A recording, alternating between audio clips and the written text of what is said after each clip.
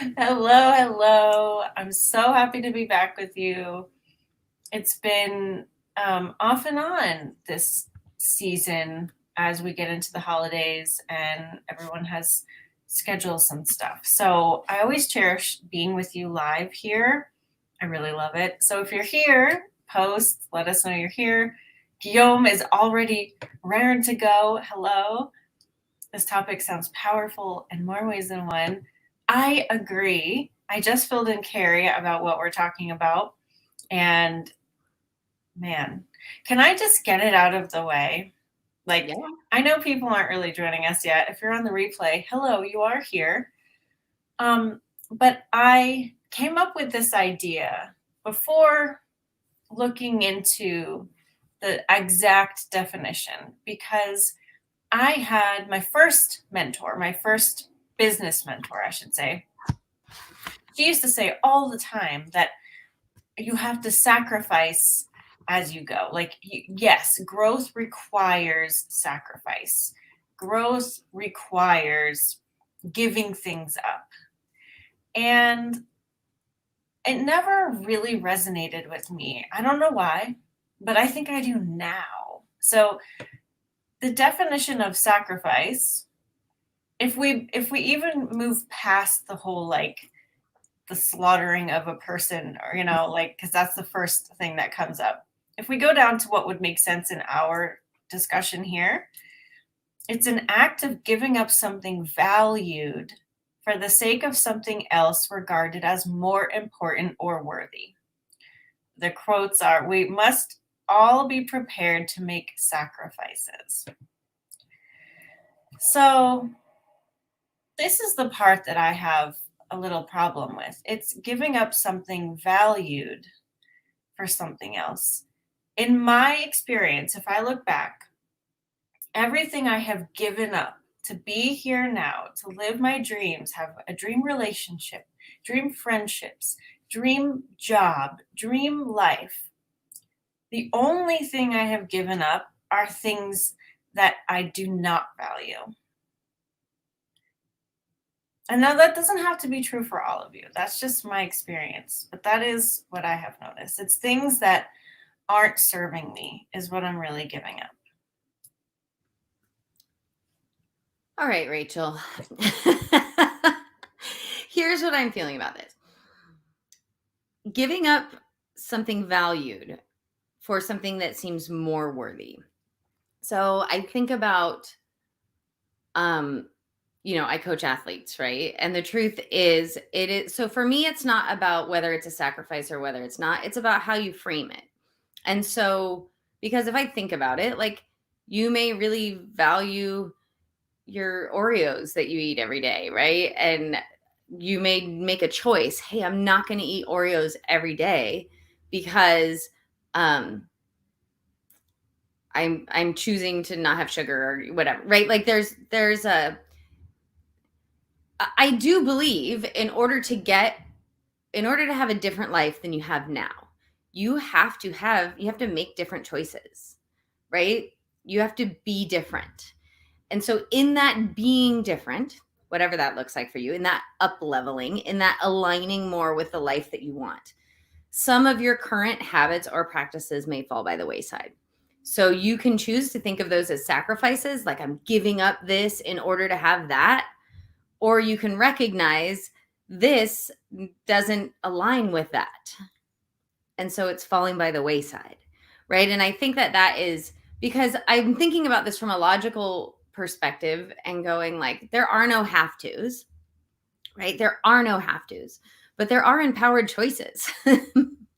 And a lot of times, people from the outside may look at me and be like, man, you sacrifice so much to have the life that you want, right? Or you sacrifice so much, you sacrifice sleep to get up and work out in the morning, right? But that's my empowered choice. I'd love to do that.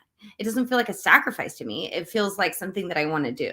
So that is my feeling on that, is that this whole conversation is probably just one of perspective more than anything else.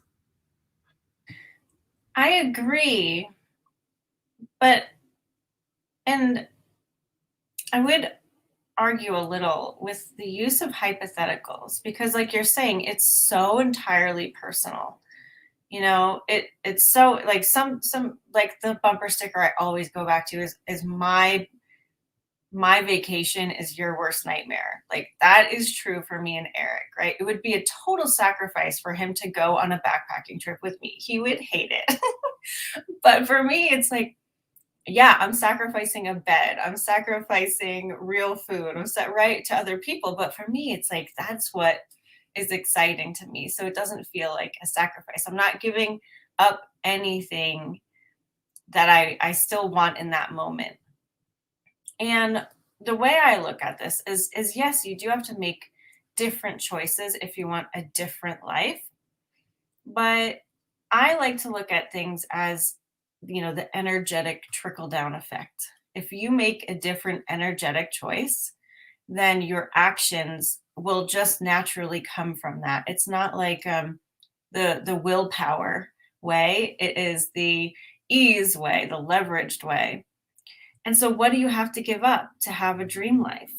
You have to sacrifice or give up your limiting beliefs, your hesitation, your doubt, and not completely even, right? You just need to, be letting your desire pull you enough so that the obstacles in your way in that moment subside. The limiting beliefs that were blocking you in that moment subside. They're always going to be floating around, right? We're always going to have limitations and limiting beliefs because we're choosing to be human right now. But the biggest thing to give up on your path to living your dreams is just the idea that you can't do it or that it has to be hard, right? Now, I had a different teacher back in the day. Her name was Elizabeth Purvis, and I really like her a lot. And she always used to say that it's easier to make more money. And, when we first heard that as students, we were like, what are you talking about? You're crazy, right? You think when you're here that to get here, it has to be twice as hard, right? It took so much work to get here. It's got to be twice as hard, 3 times as hard to get here, right? But as you keep moving in the direction of more fulfillment, more love, more ease, more of what you want, it does get easier because what are you giving up? What's falling away from you as you move up that scale? It's your limiting beliefs. And so you find more ease and more joy and more love and more abundance, more multi-dimensional results as you go. So that's kind of how I wanted to talk about today is like when you're looking ahead and you think, all right, my life is okay right now, or my life sucks right now. From that vantage point, like Carrie's saying, everything looks hard. You're like just barely hanging on where you are. How are you going to get to there? You don't have enough energy to go over there.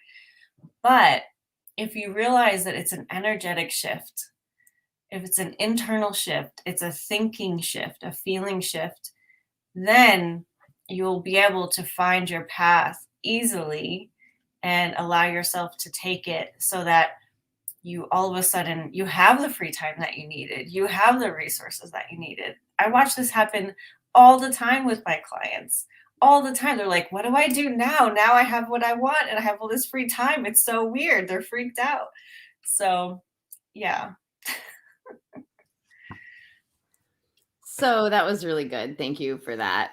And yeah, you're right. It's hard to talk in hypotheticals because this is so unique. And, I think maybe that is one of the takeaways that we can all have is this is one of the takeaways that I need to have right now is like, it's all about me. It's always about me. And if I just tune into me and what I want and connect with what feels good, there are no sacrifices. There's only, right? Like it is for me, it's when other people say, like, I feel like I need to do some justifying maybe, right? Like, how could you do that? Or that must be so hard, or like all of those things where it becomes a challenge.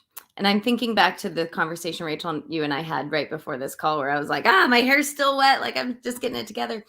And how, when I first started doing live video as part of growing my business, it was like a whole thing. Like, um, it took a long time for me to like get ready and put on makeup. Although I did put on makeup today. But I did, you guys who watch know I don't always. Like, I don't know if I would call this sacrifice, but I thought that, like, in order to do this well, there were things that I had to do.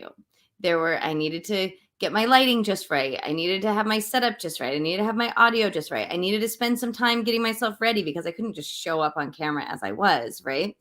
And yet I wanted a business where I could just like be in my workout clothes all day long and relaxed and just show up and be awesome. And I thought that those things were at odds. But so it's not like there was never a moment where I was like, okay, I am sacrificing my need to be perfect, right? I just did more aligning with the life that I wanted. And like by accident was sacrificing my need to be perfect. Does that make sense? So I like what you're saying about like, what do you have to give up? You have to give up self-doubt. You have to give up the idea that it's hard. But I think even in the like deciding to give something up, like we're kind of pointing in the wrong direction, right? It's just about recognizing, I'm willing to let that go, right? I'm willing to even if you can't see the how, I'm willing to feel better more of the time. And then you watch things fall by the wayside that, okay, were they sacrifices? No, because there was never any moment of giving them up. They just left. Yeah, I mean, that's why I like to talk about desire, because Carrie had a desire to be in her workout clothes more. She had a desire to just be more natural, to just be able to work on the go. And that's what pulled her forward. There wasn't, like she's saying, there was no moment of like, okay, now I have to give this up. I have to clear this block. And I see that's what a lot of people start with, right? But to me, it's a never ending cesspool of limiting beliefs that you could go through. Like I could too. I mean, I have them, everybody has them. But luckily, we don't need to do that. The desire for what we want is enough to pull us forward and navigate us around any limitation that we think we might have. Now, it doesn't mean that they're never going to appear again. If you get in a funk, if you get sad, like it might pop back up because now you're back in the vicinity of it vibrationally. But for the most part, you just keep calibrating your vibration upward. And as you get happier and happier, as you find your naturalness, your embodiment, those things become much farther away. And now, both Carrie and her thing was showing up without makeup and hair. Mine is showing up with makeup. So it's like everyone's journey is so unique. And if you can just tap into, like Carrie's saying, in the moment, okay, what do I really want right now? Can I give it to myself? Even if it's a nap. This morning, I did not want to get out of bed. It felt so good to be in bed. All three cats were next to me, chilling out. I just kept closing my eyes and daydreaming, envisioning, feeling good. And I stayed there probably for about an hour. And it was awesome. I felt so luxurious. That's what I wanted. And that set the tone for an awesome day. Like, what did I do? I used some of my body scrub in the shower. I put perfume on today. I did my hair a little differently. I took my time writing an email. Like it was just that set my day up for total success and abundance just by letting myself stay in bed. So, and if you can't stay in bed, if you have to get up for work, what will feel good will be different because it will work with your life. Okay, I just love that you share that because I had a similar day. I've been doing a little bit more of that. This is interesting because I have always loved hopping out of bed when my alarm went off. Like I've always been one of those people who I don't understand the people who hit snooze, or at least I haven't in the past understood the people who hit snooze. Like, what if you have to get up at X o'clock? Why wouldn't you just get up at X o'clock, right? Or if you don't have to get up at X o'clock, why would you set your alarm for? Like, it baffles me. My husband is a snooze alarmer, and I'm like, just if you don't have to get up until 7, then don't set an alarm at 6:30. Like, that is crazy. Anyways, long story short is lately I have been a snoozer. Like, I've been recognizing, oh, I think I want to sleep for 20 more minutes. Oh, I think, and it is because I have created an abundance of time in the morning. Like, my mornings had always been rushed. I always was cramming things. I just spit. I was always cramming things in. I was like, okay, I have this amount of time until the kids get up, and then I got to make their lunches and get them to school, and like, and I realized, like, okay, I had an intention of a different kind of life, a life with a little bit more relaxed rhythm to it. I still love my mornings. I still am very productive in the mornings. That's like my me time. But I am becoming someone who like wakes up and makes a conscious choice. Do I want to get out of bed right now? Which is, and what you just said, like, oh, it just felt so good to sleep for another 20 minutes. I am now starting to understand the snooze people. So but that's what happened for me. I slept in. I got downstairs and like started to do my normal morning stuff. But then my husband joined me which like almost, we don't really talk in the mornings. We like our alone time. But like we had some great conversation and we were working on something together. And like my routine was very different this morning.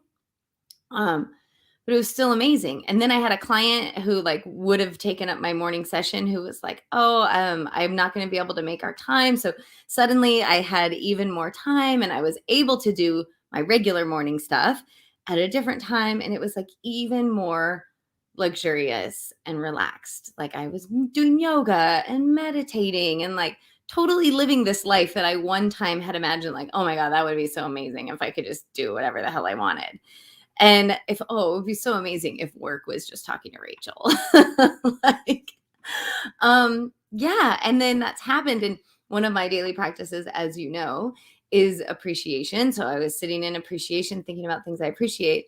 And I'm like, oh, tonight is my cross country team. It's the banquet. And so I get to like appreciate every single person like publicly. And oh my gosh, that's going to be so amazing. So anyways, all that to be said is, I had one of those days today and total recognition of, oh, just keeps getting better and better and better.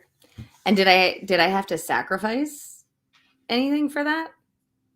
Yeah, a lot of limiting beliefs, I guess, but I didn't have to look at them. And Rachel, you gave me so much freedom in that because I did spend a lot of time. I think there's a lot of us grow up feeling like if we could just figure this one thing out, then we would be enough. Right? And that's actually how people sell things to us. If you just had this one more thing, you'd be enough. And then I did a lot of like, okay, there was a lot of like, there's something wrong with me, right? Like I can't have this life that Elizabeth Purvis is talking about because I have all these things that are wrong with me. And so there was like, well, I'll work on them. I'll fix them. I'll look for them. I'll find them. I will take care of them because there was somewhere a belief in my inherent worthiness, right? Like I just have to get rid of all my crap so that I can find the worthiness underneath.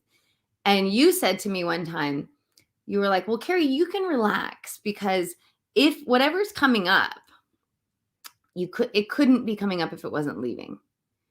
And I was like, oh, thank you. Hallelujah.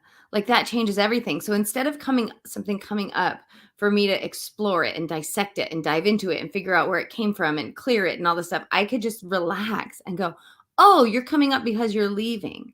Cool. Good riddance. That was life-changing. So thanks. You're very welcome. I love the idea that if it doesn't feel good, it's not yours. So when you see these things that upset you, when you feel these feelings that upset you, and you think something about yourself that doesn't feel good, guess what? It's not yours. You don't have to look at it. You don't have to engage with it. You can wave goodbye and say, oh, hey, you're moving out. Good luck to you. So this is maybe taking this in a different direction. But one, I want to acknowledge you, Guillaume. We have hellos and waves and hearts, but Guillaume says he is willing to feel abundant all of the time. Me too. I'm willing to feel more and more abundant, right? I recognize that in my moments of not feeling abundant, I'm just making room for more abundance, right? And so, yes, Guillaume. And I forgot the direction I was going to take it now. Totally lost my train, Rachel. So who knows where I was going, but probably you'll start talking and then I'll remember. Well, I don't know if this is the direction you were thinking about, but something's coming up for me in that sometimes we think we need to sacrifice parts of ourselves for society, for potential clients, for partners.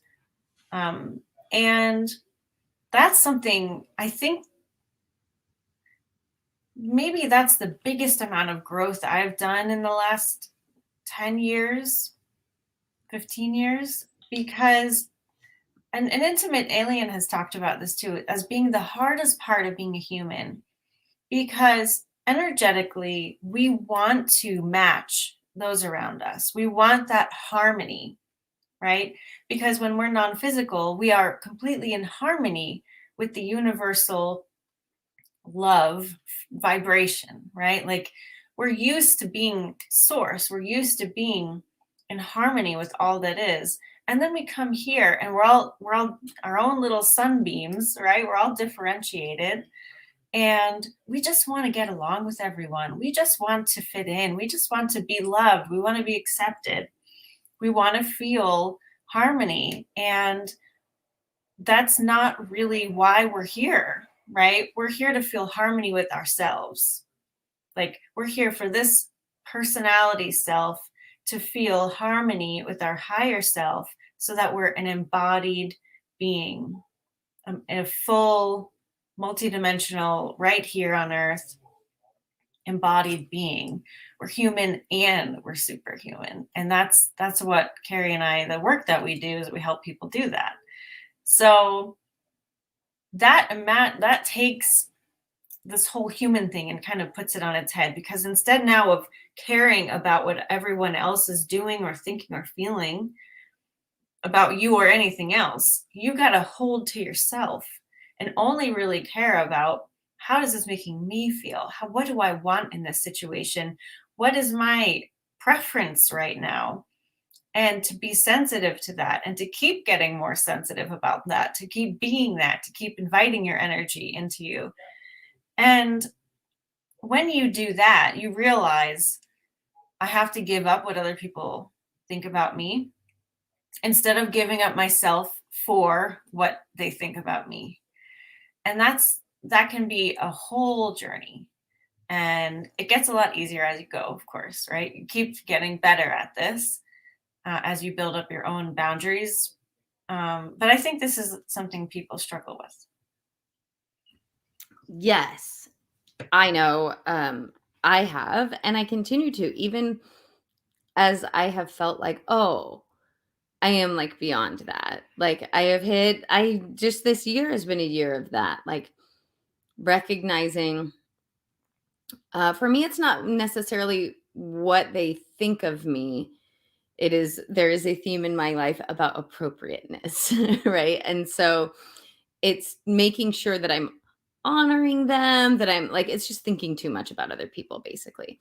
And is it people pleasing? I don't know. It's not really people pleasing. It's more just like wanting to create harmony amongst the people that I'm around instead of finding harmony in myself. And so I don't know if you were talking directly to me, but I totally heard that in that discussion. And I'm remembering as I moved on this journey where just living more vibrationally and really trusting my vibration over anything else and choosing, right? Because I had it on this journey. What the difference maker for me was sacrificing my, I would like grasp on reality, I guess, right? Like, and you recommended a book that I read, and it was Busting Loose from the Money Game. And in that book, he talks about like when you are really in the thick of it. When you're in a moment that feels like awful or unbearable, or you're just in a feeling that you don't love, is remembering like, oh, this isn't real. This isn't real. So he talks about this whole thing basically like that life is one big like video game that you created, and you're also playing. You're the player, and you're the character that you're playing with. But that practice, and I don't even remember exactly. He had like some words to say, but that practice of stopping when I was in this moment of like just in whatever awfulness that I was in, and remembering this isn't, I created this and it isn't real. And how would I rather feel? Like, oh my goodness, game changer. And so, what I had to sacrifice, I guess, if there was a sacrifice in that moment, it was my attachment to the realness of the story that I was in. You know, is recognizing like if you think that your life is a video game, right? Like, what is the like magic coin that you have to reach up that gets you to the next level, or you have to like? It was about being in that moment and creating that for myself, like stepping away. And oh, that was his practice. It was about like whatever it was, taking a minute and reclaiming your own power. And the words that he gave you was about like owning, I am the powerful creator of my situations. And just like the visualization for me was like relaxing and just pulling all the bits of myself that I had sort of left out in the world back in, and then being able to create from that space. So if that is helpful for anyone, that is this is all good stuff, Rachel. Thanks. Yeah. You know, and again, just like you, I am still on this journey, of course. We'll probably never be off it. It's not like there's a destination. I mean, we're all going to just die and then be back in non-physical. So like none of this really matters. Like you're not doing anything wrong if you care about what people think. It just maybe doesn't feel so good all the time. It's just information. I know I struggle a little bit with appropriateness too. I've gotten a lot better, as have you.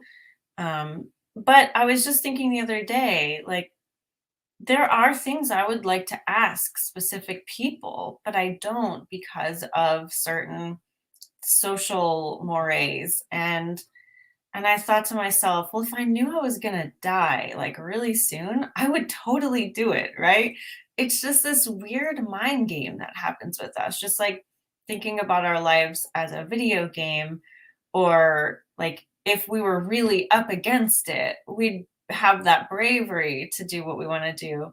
And I'm not feeling like, again, I'm not going to do it probably, but I'm not feeling bad about it either. It's just all information for me as I go forward and as I continue on my desire path. I think that's the takeaway for today is like, sure, we all have limiting beliefs to give up. We all have, ways that we are approaching the world that maybe aren't the best all the time. They don't feel the best all the time, but none of that matters if we just reorient and stay focused on where we want to be, how we want to feel, right? Like, this screenwriting journey has showed me the power of this, the clarity of the universe to deliver exactly what I need, exactly how things get done.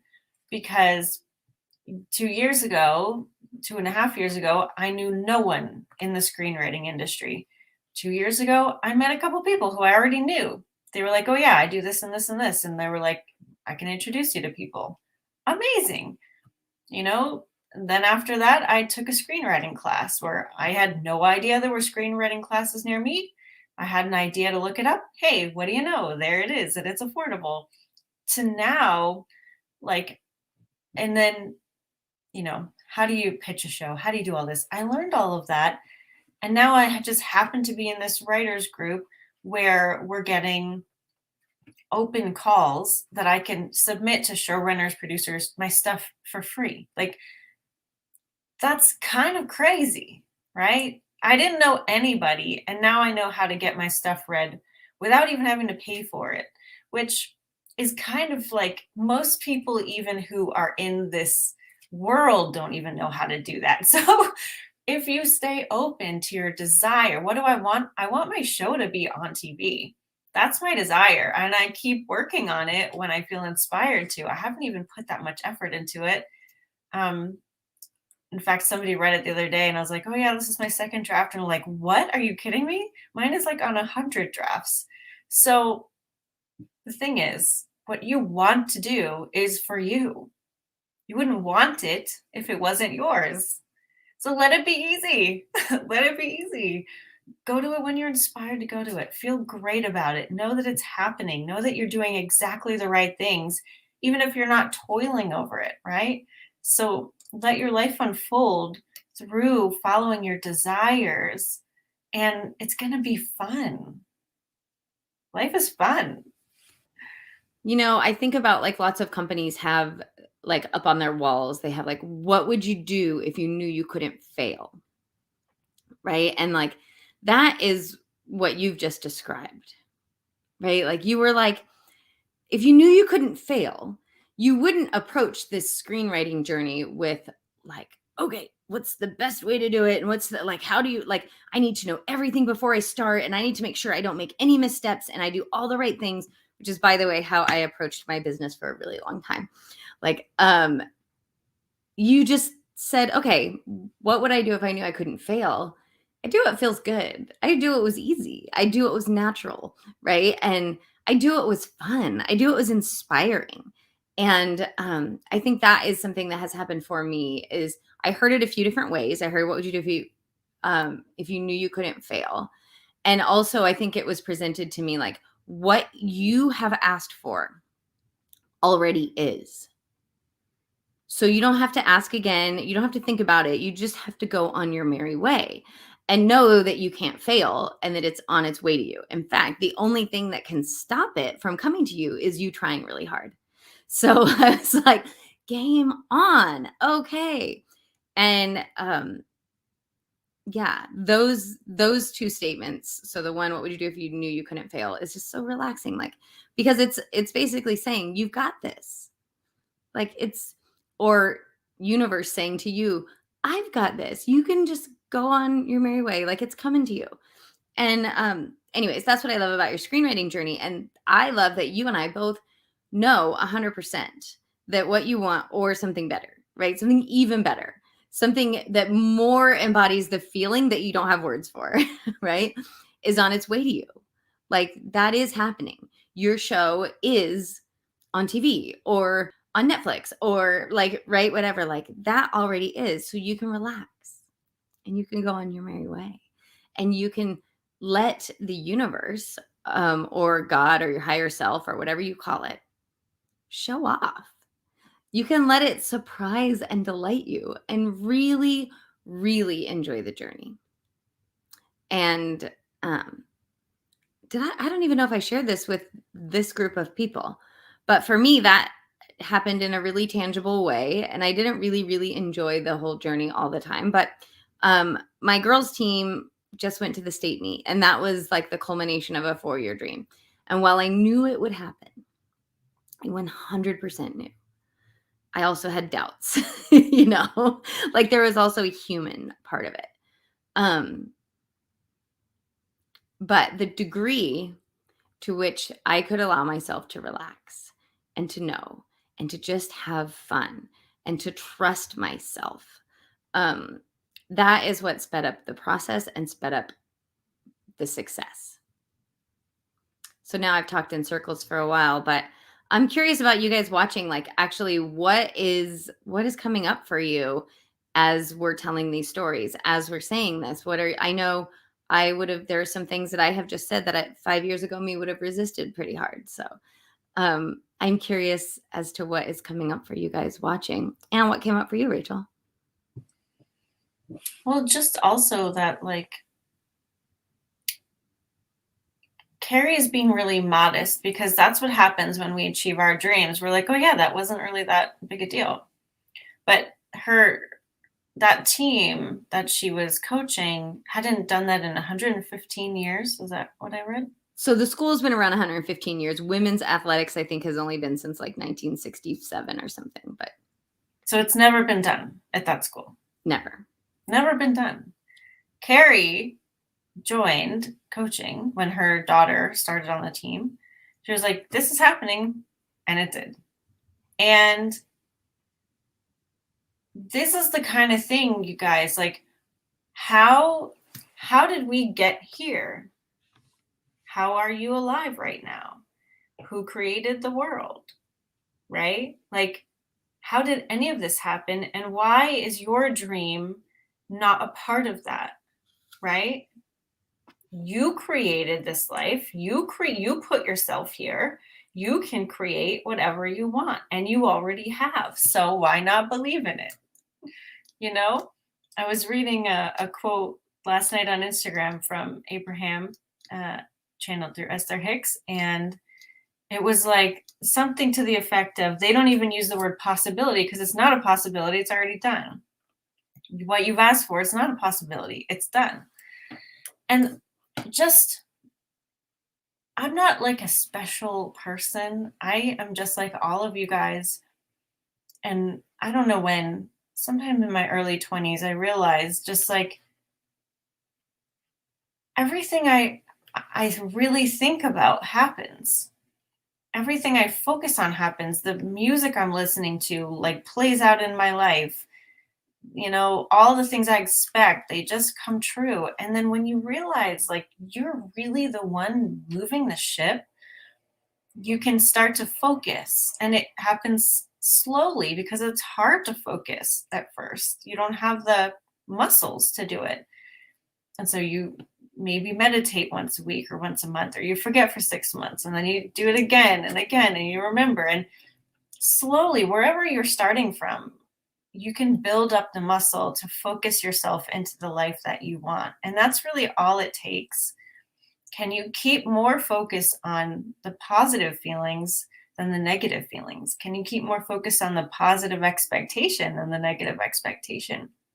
It takes time, but that's okay because you have time and it's worth it. And the journey feels good. You immediately feel relief. The more you focus on the positive, the better your life is already. So I just want to remind you guys that it's not difficult. It's just we don't really talk about it in this way very often. And if you can make yourself into be a human being here on earth, then you can do anything. You've already done the hard part, right? You've already taken the journey. Why not make your life a little bit better by, you know, relaxing a little bit and focusing on the positive? So I'm going to yawn. Oh, so thank you, Rachel. And we are getting comments now. Zach is in, I believe that Zach Camp Elasticity is in total agreement with us. Things fall together perfectly when you love what you're doing. And what would you do if you knew you couldn't fail is awesome. And you can't fail because you already created it for yourself. It's funny how quickly, like, I know this. And it's just funny how quickly, like, I forget it. Like, I do the dance. The difference is all the way back to you don't have to sacrifice, right? At some point, I must have let go of. I moved the needle further away from, like, what if it's not true? What if it isn't for me? What if, like, so I don't know if you guys have had this experience, but my experience on this journey of like really choosing to just be in the energy is that it felt good and I wanted to do it and I wanted to believe it. And I did believe it, but I also didn't. Does that like, like I believed, but I doubted. And there was a day where my faith became stronger than my doubt, right? It became stronger. And like, I think for a long time, I thought my faith was bigger than my doubt because it felt so much bigger than my doubt. But my doubt was taking up so much more of my energetic space, right? So when Rachel is saying like, it's hard to focus, it takes time. Like it did take some building of that muscle, of believing what I believe, right? Like choosing, that Abraham talks about a belief is just a thought you keep on thinking. And so really taking control of the thoughts that I was thinking. And when I caught myself going down the negative path or the doubt path or the like, I still sometimes catch myself oddly when I'm vacuuming. I catch myself like rehearsing conversations with people or replaying, like where I realize like, ooh, I am rehearsing and replaying the wrong stuff, right? Like, how about I rehearse how amazing it's going to be when X, Y, or Z happens? Anyways, I just wanted to say that because it's a different way to say what you said, Rachel, that it like, yeah, it took some taking control over my thoughts of recognizing if a belief is just a thought that I keep on thinking and I really want to believe what I believe, then I need to keep my focus on what I want it to be. And I wrote down a word.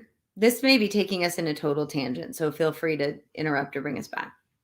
But something happened for me. This was years actually before I even knew you, Rachel.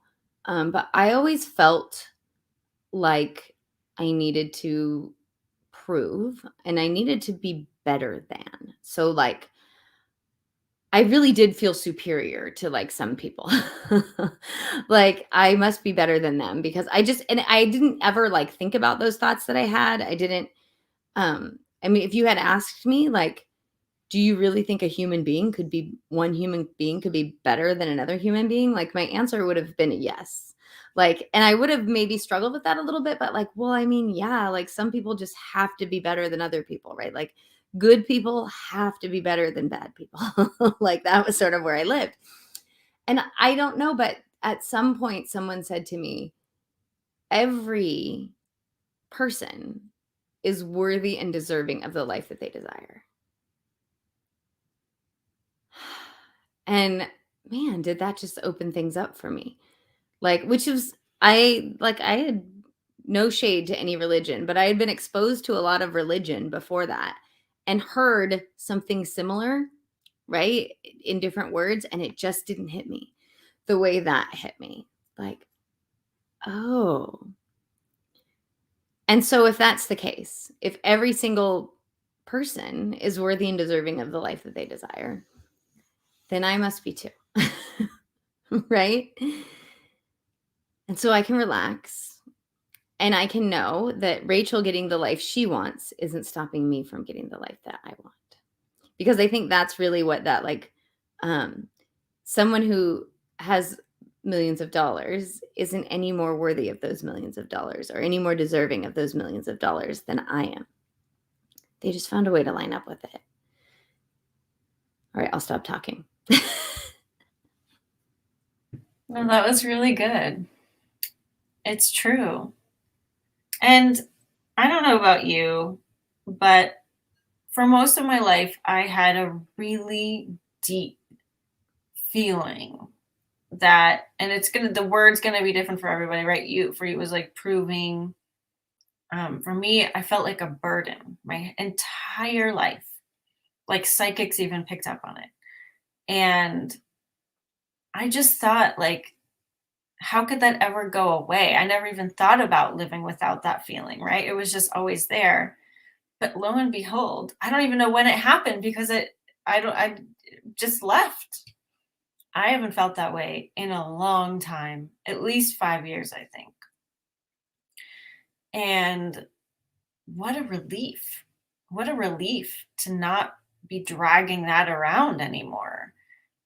And I didn't have to clear it. I didn't have to think about it. I didn't have to do anything. I didn't even have to wave goodbye. It just left because I moved out of that neighborhood. I moved into a better feeling neighborhood. And I think, you know, that's where we need to divorce this idea that things have to be hard in order to get what we want. It's quite the opposite.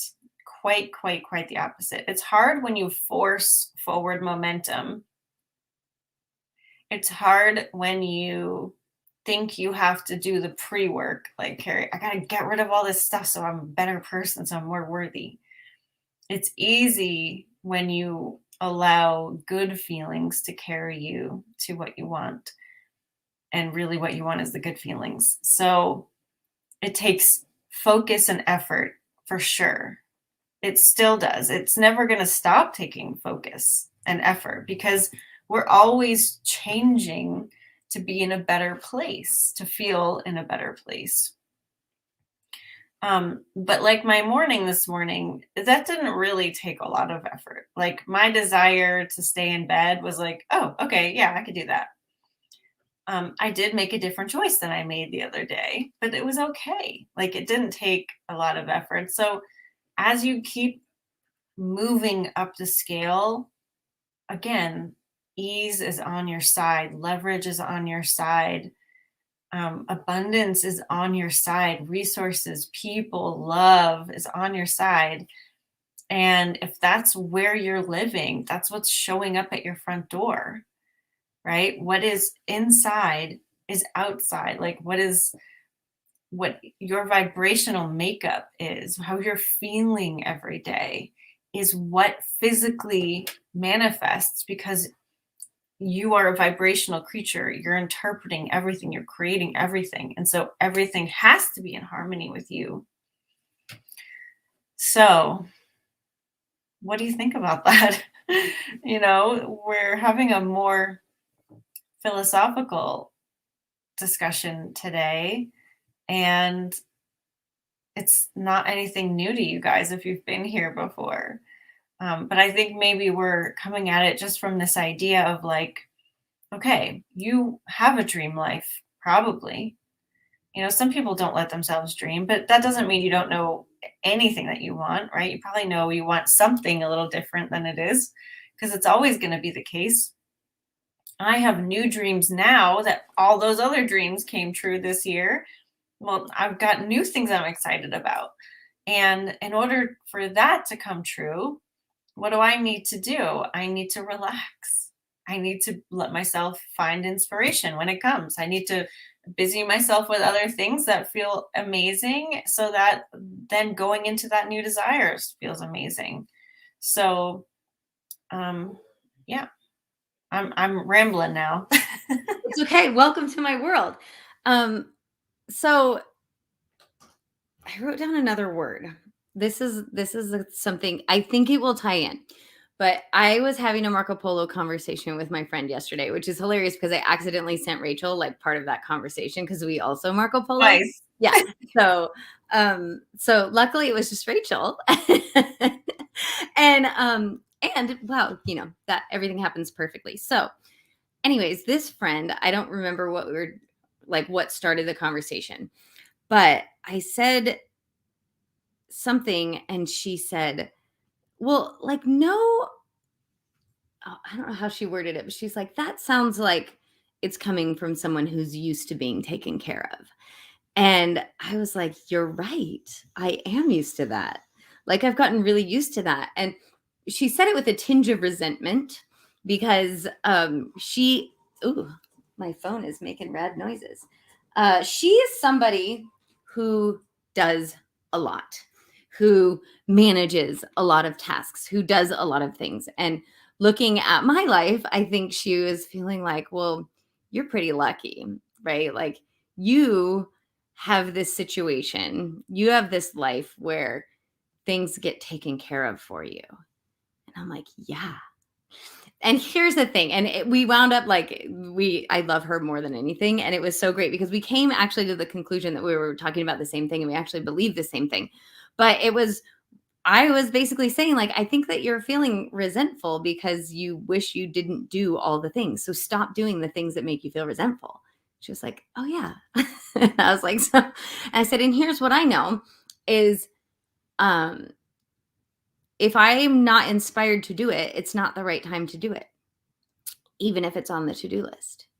Even if it's like, if there's a deadline today, then, and I really want it to happen, I will be inspired to do it, right? Or like I will find a way to get it done. If there's a deadline today and I don't do it, like then maybe I wasn't meant to. And she was like having a really hard time with that. But the whole point is, this is a perspective thing for me. This is, I did not used to live this way. And my life was a lot harder.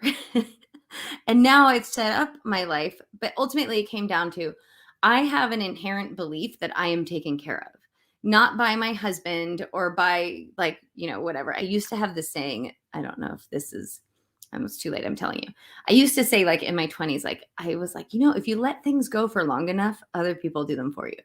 So, like, and man, that sounds entitled, right? But it's true. If there's something that you don't want to do, but that other people want it done, like it will get done. It's amazing.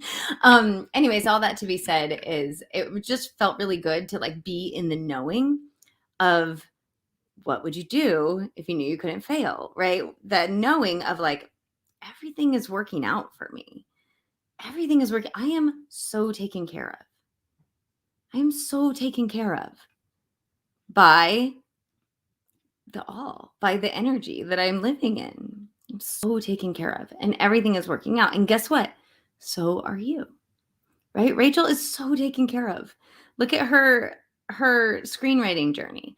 I am so taken care of that when I quit coaching, when my husband and I quit coaching, when my children are babies, like, all I could think about was wanting to find a way back to like be able to do it, but not seeing how it could work with my life. But guess what? I'm so taken care of. And even as this journey, my coaching journey happened again, coaching athletes, like, I was not all that willing to receive it at first, right? Like, I put up all kinds of resistance of why it couldn't work with my life or why it wouldn't work with my life, but I had a bigger dream.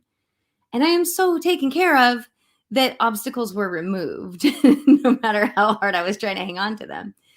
And lo and behold, here we are at the state meet. So I'm rambling, but I just wanted to like share that story, because it's just the level of attachment we have to things. And this, now I'm really taking another direction, but I picked a word for the year, Rachel. So I'm going to tell you, this is my big announcement. My word for 2022 is receive. Because, man, I'm so taken care of. I'm just ready to receive. I love that word. Yeah, Carrie and I, for this year, both of it was a play on unconditional. Mine was unconditional love, and hers is unconditional abundance. And dare I say, we both have received a lot of that. It's definitely changed my life to be focused on unconditional love.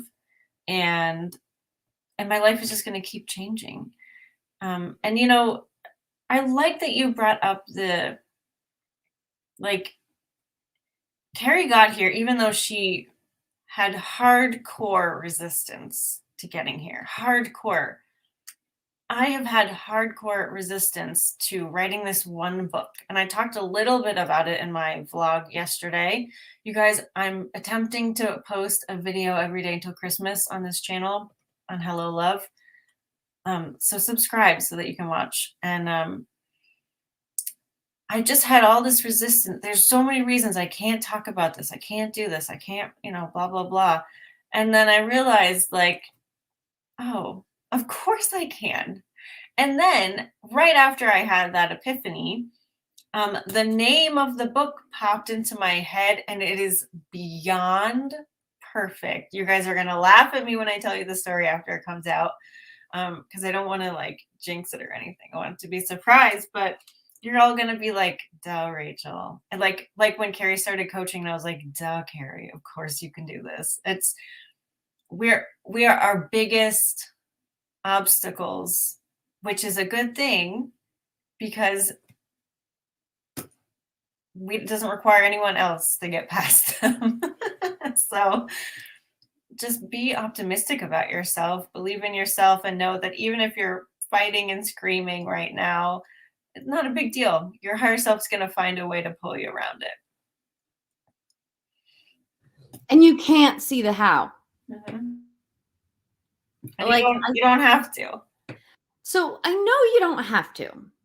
Like, I've always been like, oh, I don't have to, but like, I want to, right? I want to see the how. I want to know how. I want to follow the steps and do the things. but in everything that has happened, I only see the how in hindsight, right? Like, because the how is so much more magical than you could ever imagine, right? I mean, some of the steps are like step 1, relax. Step 2, right? Like those things, those are the how. But like I always want the details. I always want to know like who am I going to meet? How am I going to meet Oprah? What's the right? Like who do I know that could help me? Like, but it never works that way.